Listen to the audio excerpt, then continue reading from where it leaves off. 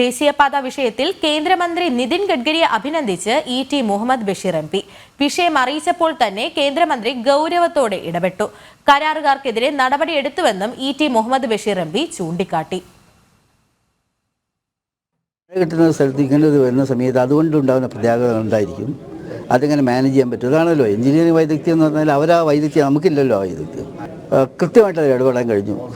Minister, ഞാൻ അക്കാര്യത്തിൽ minister എടുത്ത സമീപനത്തെ പ്രത്യേകമായിട്ട് അഭിനന്ദിക്കുകയാണ്. കാരണം ഞാൻ വന്ന് സംസാരിച്ച സമയത്ത് അദ്ദേഹത്തിന് അപ്പുറത്ത് അവരുടെ സെക്രട്ടറി ഉണ്ട്, പോരാത്തതിന് നമ്മൾ കേരളത്തിന് ചുമതല വഹിക്കുന്ന ആളുണ്ട്, അദ്ദേഹം അവിടെ ലൈനിലുണ്ട്. അദ്ദേഹം സംസാരിക്കുന്നതും എന്നെ കേൾപ്പിച്ചുകൊണ്ടാണ് മിനിസ്റ്റർ സംസാരിച്ചത്. മിനിസ്റ്റർ സംസാരിച്ചിട്ട് കൃത്യമായിട്ട് നിലപാട് ഇതിൽ പറഞ്ഞു. അത് നിങ്ങൾ വായിച്ചിട്ട കാര്യമാണ്. അതായത് ഈ ആരാണ് കരാറുകാരനെന്ന് ചോദിച്ചു. ഒരു വൺ റെഡ്ഡി എന്നൊരു പേര് പറഞ്ഞു. കരാറുകാരൻ്റെ പേരിൽ മാതൃകാപരമായ നടപടിയിട്ട് ഡിബാർ ചെയ്യണം. ഇതിൽ ബാങ്കിൻ്റെ ഗ്യാരണ്ടി കൊടുത്ത അടക്കമുള്ള കാര്യം ഹോൾഡ് ചെയ്യണം. അത്തരത്തിൽ ശക്തമായിട്ട് നിലപാടെടുക്കണം. ഉദ്യോഗസ്ഥ തലത്തിൽ വീഴ്ചയുണ്ടോ എന്ന കാര്യം ഇതാക്കണം.